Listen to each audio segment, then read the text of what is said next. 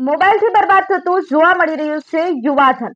બોટાદ જિલ્લામાં શિક્ષણ અર્થે આવતા વિદ્યાર્થીઓ બુકના બદલે મોબાઈલમાં મશગુલ જોવા મળે છે। એકબીજા સાથે સંવાદ ચર્ચાને બદલે મોબાઈલમાં ગેમ અને ચેટિંગ કરી સમય પસાર કરતા હોય ત્યારે મોબાઈલથી યુવાધન બરબાદ થતું હોય તેવું પણ કહી શકાય। 21મી સદીની સૌથી મોટી શોધ એ મોબાઈલ બની રહ્યો છે। સમગ્ર દુનિયાનું જ્ઞાન મોબાઈલની અંદર કેદ થઈ ગયું, પરંતુ આ મોબાઈલનો ઉપયોગ શિક્ષણ અને જ્ઞાન વધારવા માટે થાય છે કે પછી સમય બરબાદ કરવા માટે તે જોવું ખૂબ જરૂરી બની ગયું છે। મોબાઈલમાં અનેક ફીચર અને એપ ગેમિંગથી યુવાનો બાળકોમાં મોબાઈલનું ઘેલું લાગ્યું છે, ત્યારે નાના બાળકોથી લઈ શિક્ષણ મેળવતા શાળા કોલેજના વિદ્યાર્થીઓ મોબાઈલ સાથે રાખી સતત વ્યસ્ત રહેતા હોય છે। મોટા ભાગે જોવામાં આવે તો એન્ટરટેનમેન્ટ ચેનલો, ગેમો અને વોટ્સએપ ચેટિંગમાં સૌથી વધારે સમય પસાર કરતા જોવા મળે છે।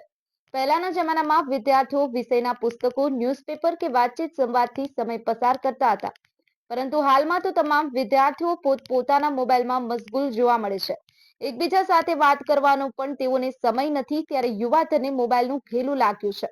બોટાદમાં શાળા કોલેજોમાં અભ્યાસ કરતા અને ગામડામાંથી આવતા વિદ્યાર્થીઓ બસ સ્ટેન્ડમાં અને રેલવે સ્ટેશનમાં સતત મોબાઈલમાં વ્યસ્ત જોવા મળતા હોય છે, ત્યારે બોટાદનું યુવાધન વિદ્યાર્થીઓ મોબાઈલમાં પોતાનો કિંમતી સમય બરબાદ તો નથી કરી રહ્યા ને, તે મોટો સવાલ થાય છે। બોટાદના શિક્ષક જણાવી રહ્યા છે કે વાલી આ બાળકોના ભવિષ્ય સુધારવા માટે મોબાઈલથી બાળકોને અળગા રાખવા જોઈએ। ઓનલાઈન શિક્ષણ કાર્ય થાય ત્યારે કે ચોક્કસ સમયે મોબાઈલનો ઉપયોગ ના થાય તેવી વ્યાજબી છે, પરંતુ 24 કલાક મોબાઈલ સાથે જોડાઈ રહેવું નહીં। માત્ર સમયની બરબાદી, પરંતુ શારીરિક અને માનસિક રીતે પણ અનેક પ્રકારની બીમારીઓ લાવે છે।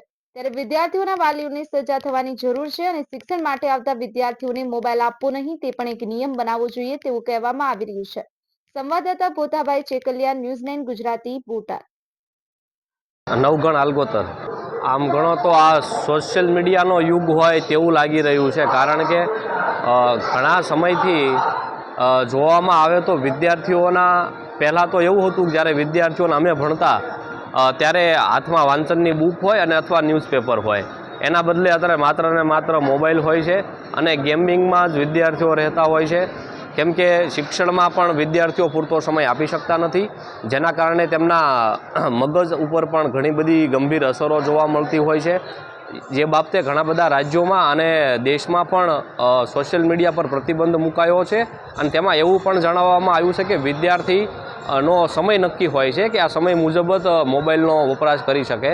જ્યારે આપણે ભારતમાં અને ગુજરાતમાં જોઈએ તો મોટા પ્રમાણમાં મોબાઈલનો ઉપયોગ થઈ રહ્યો છે અને વિદ્યાર્થીઓનો ભાવિ આમાં જોખમમાં મુકાયું છે। એટલે ખાસ કરીને અહીંયા જે વિદ્યાર્થીઓ બેસતા હોય છે, અડધી કલાક સુધી સમય પસાર કરતા હોય છે, તો કેટલા સમય સુધી એ મોબાઈલનો ઉપયોગ કરે છે?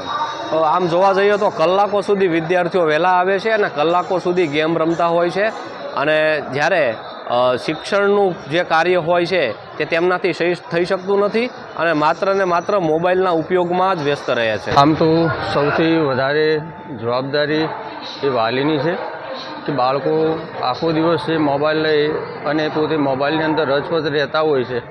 બાળક કઈ ગેમ રમી રહ્યો છે, કઈ એપ્સ ખોલી રહ્યો છે, મોબાઈલની અંદર શું જોઈ રહ્યો છે, આ વાલીઓ ધ્યાન રાખતા નથી, જેને કારણે આ વિદ્યાર્થી વર્ગ એ વધારે ને વધારે એ બીજા રસ્તા ઉપર જઈ રહ્યો હોય એની પ્રતીતિ થાય છે, જેને કારણે સામાજિક ક્ષેત્રે આવનારા દિવસોની અંદર એ ઘણી બધી વિપરીત અસરો પડે।